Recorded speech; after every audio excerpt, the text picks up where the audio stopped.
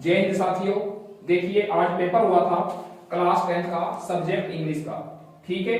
और मतलब तारीख क्या है, आज 12 तारीख के दूसरा महीना है 2026 को पेपर आज हुआ था।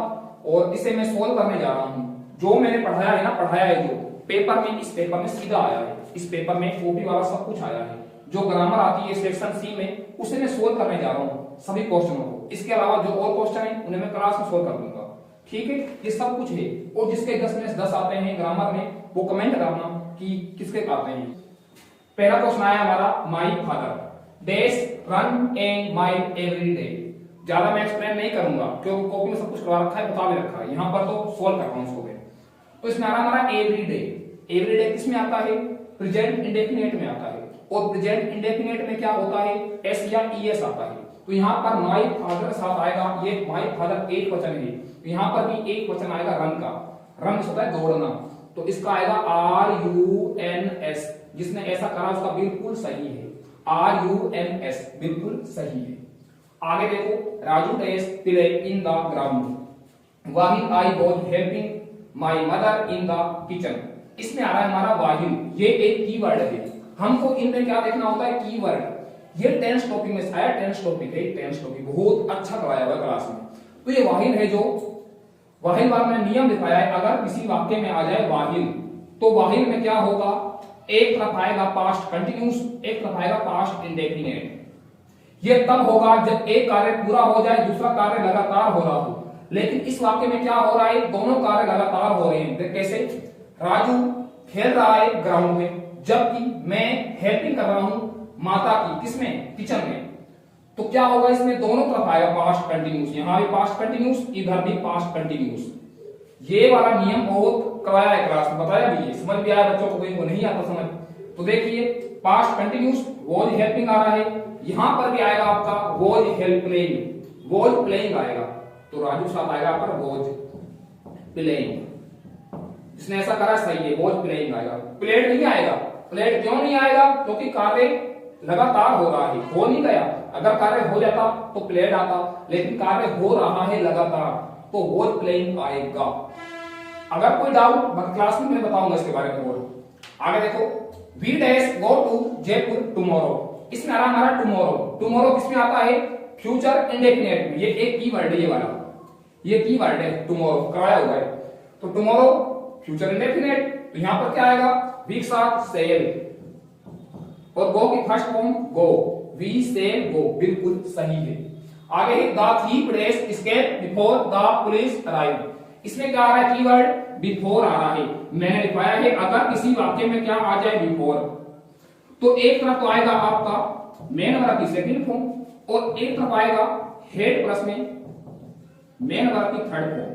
तो देखिए ये अराइव्ड सेकंड फॉर्म आ रही है, तो ये बिफोर आ गया बीच में। यहां पर क्या आएगा? हेड प्लस में थर्ड फॉर्म, मतलब हेड और थर्ड फॉर्म किसकी? एस्केप की, एस्केप में। ये बन गया आपके हेड एस्केप, बिल्कुल सही है।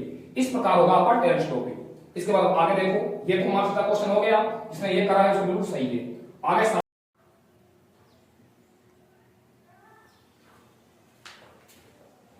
इसके बाद देखिए आगे सातवां question, subject verb agreement topic में से आया, मैंने करवाया है। टॉपिक कौन सा है? Subject verb concord topic. उसमें से क्वेश्चन आया है ये वाला, बिल्कुल सरल आया है। देखो, both Ram and Shyam dash is या आर प्लेइंग आउटसाइड। इस सब्जेक्ट के अनुसार बताना है, यहाँ पर इज आएगा या आर आएगा। पहली बात तो ये, इसका सही उत्तर तो होगा आर। अब आर क्यों सही होगा? देखिए जो यहाँ पर आता है वो किसके अनुसार? एंड के अनुसार। जब दो सब्जेक्ट एंड से जुड़ते हैं, ये एक सब्जेक्ट ये रहा और एक सब्जेक्ट ये रहा, जो जब दो सब्जेक्ट एंड से जुड़ते हैं, जो यहाँ पर आता है हमेशा किसके अनुसार आता है? बहुवचन आता है, एंड वाला। तो यहाँ पर आपका आएगा आर। जिसने आर करा है उसका बिल्कुल सही है। क्यों आर आएगा? क्योंकि दो सब्जेक्ट जब एंड से जुड़ते हैं तो वर्ब हमेशा बहुवचन आता है। फ्रेंड्स, दूसरा क्वेश्चन आएगा, सुमित और मनीष डैश हैव या हैव कंप्लीटेड द वर्क। इसमें देखिए वर्ब जो यहां पर आएगी, ये वाक्य जुड़ रहा है किससे? आइदर और से। ये वाक्य है जो किससे शुरू हो रहा है? आइदर और से। जब दो सब्जेक्ट, ये वाला सब्जेक्ट एक, दूसरा सब्जेक्ट ये, किससे जुड़े हैं? आइदर और से या नाइदर नोर लिखाया हुआ है। अगर किसी वाक्य में आइदर और है, आइदर और आए, नाइदर नोर आए, तो यहाँ पर जो वर्ब आएगी, यहाँ पर जो वर्ब आएगी दूसरे वाले के अनुसार आएगी। तो मनीष के अनुसार यहाँ पर एक वचन आएगा, मनीष एक वचन है, तो यहाँ पर भी सिंगुलर आएगा, मतलब हेज या हेर, तो सिंगुलर हमारा हेज है, यहाँ पर उसने हेज करा, उसका बिल्कुल सही है। आगे क्लोज टॉपिक आया हमारा। क्लोज मैंने करवाया है बहुत ढंग से, ये पहली बार आया है 10th क्लास में, कौन सा टॉपिक, क्लोज। ये एग्जाम्पल तो मैंने नहीं करवाया, ऐसा ही नियम मैंने करवाया हुआ है क्लास में। जैसे Mitali is hard working, Mitali is intelligent, not only but also. इसमें देखिए सब्जेक्ट मिल रहा है, जब एक सब्जेक्ट है इसको एक बार लिखना है, कैसे तो करेंगे, देखो ध्यान से। पहले आएगा इसमें मिताली इज, के बाद नॉट ओनली, इसके बाद हार्ड वर्किंग,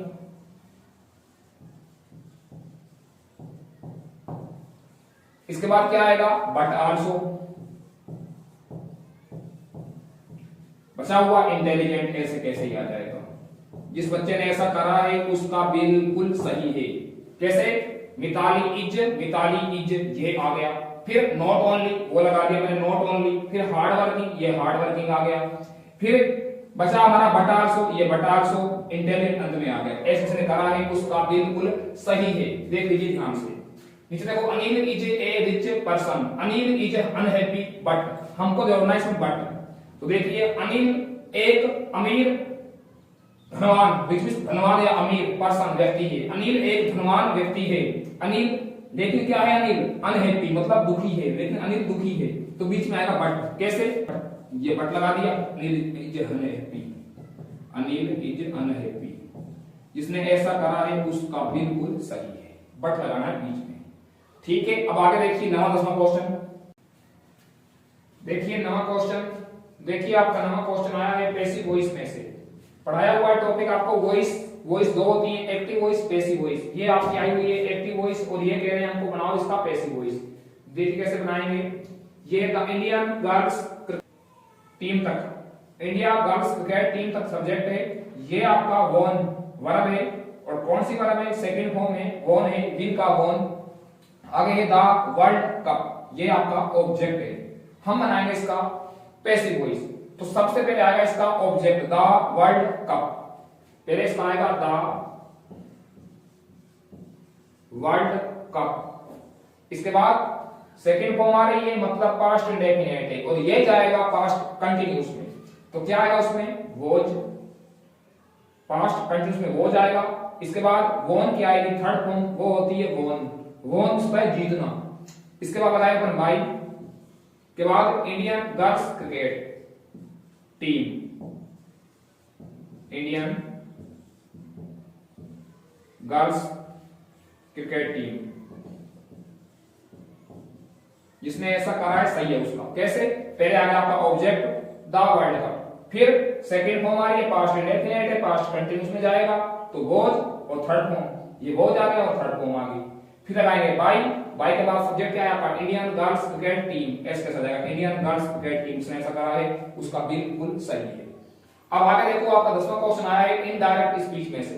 पढ़ाइए मैंने स्पीच दो होती है, डायरेक्ट और इनडायरेक्ट। ये आपका डायरेक्ट आया हुआ है, हमसे कहते हैं क्या बनाओ इसका, इनडायरेक्ट। तो देखो ध्यान से, बहुत एडवांस तरीका का दिया है, एग्जांपल थोड़ा लेवल का है, देखो ध्यान से। पहले इसमें आएगा द टीचर, ये आएगा पहले द टीचर। इसके बाद आएगा सेड टू कवर टोल्ड, ये हो गया टोल्ड। फिर द स्टूडेंट्स, इसके बाद इसको जोड़ने के लिए आएगा दैट, क्योंकि वाक्य आपका ये सिंपल है।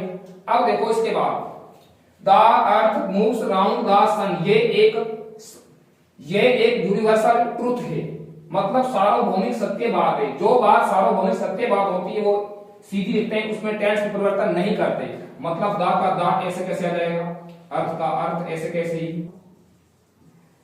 दासन, जिसने ऐसा करा है उसका बिल्कुल सही है। इस प्रकार आपकी ग्रामर थी ये कंप्लीट हो गई है। इसके बाद आगे देखिए मैं कुछ बता रहा हूं एमसीक्यू, जो हमारे 20वें क्वेश्चन में आए हुए हैं। 20वें क्वेश्चन हमारे एमसीक्यू आए हैं 5 फुटप्रिंट किताब में से, वो कराएंगे अपन आगे। 20वां क्वेश्चन जो आया है हमारा 20 नंबर, करेक्ट आंसर देने हैं इनके।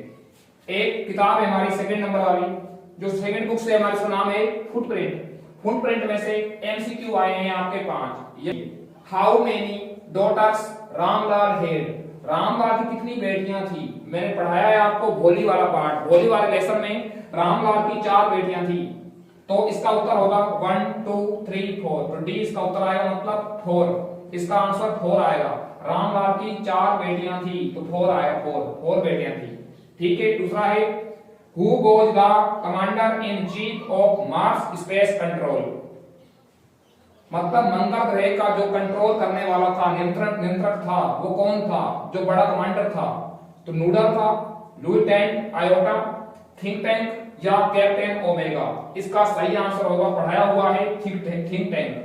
थिंक टैंक इसका आएगा। जो मार्स का स्पेस कंट्रोल का कमांडर इन चीफ था, मुख्य कमांडर था, वो कौन था, थिंक टैंक। इसके बाद Richard H Ebright was encouraged to become a scientist by his, मतलब उसको रिचर्ड एब्राइट को वैज्ञानिक बनने के लिए किसने प्रोत्साहित किया। एनकोरेज्ड किसने प्रोत्साहित किया। Option A mother, B father, C friend या डी कोई नहीं। तो इसका आंसर होगा मदर। जिसने मदर करा उसका बिल्कुल सही आंसर है। आगे हमारा what does Horace Denby like to collect, Horace Denby क्या इकट्ठा करना पसंद करता है। ऑप्शन ए हमारा coins, B expensive books, C stamps, locks में ताले होता है। तो इसका आंसर होगा बी। जिसने बी करा उसका सही है। जो होरेस डेनबी था वो महंगी किताबें इकट्ठा करता था, उसे पसंद था क्या करना, किताबें पढ़ना, होरेस डेनबी को। ये भी सारे पाठ पढ़ाए हुए हैं बहुत अच्छे तरीके से। आगे हमारा who was mister Harriet, mister Harriet कौन था, पहले वाला लेसन में आया है ये। तो मिस्टर हैरियट था आपका वेटरनरी सर्जियन। तो इसका ये आंसर होगा। टीचर नहीं था वो, पुलिसमैन नहीं था और एडवोकेट भी नहीं था। तो कौन था वो, वेटरनरी सर्जियन, मतलब जो पशुओं के डॉक्टर होते हैं उसे कहते हैं वेटरनरी सर्जियन कहते हैं। ये होगा इसका आंसर। इस प्रकार से ये करें, आपने करें तो ठीक है। और जिसके ये 5 सही हैं वो कमेंट करना कि 5 में से 5 आए हैं। कौन से, ये एमसीक्यू में से। फुटप्रिंट के और क्वेश्चन एलएटी एसएटी सब करवाए हुए हैं, सीधे आए हैं पेपर में, कोई दिक्कत वाली बात नहीं।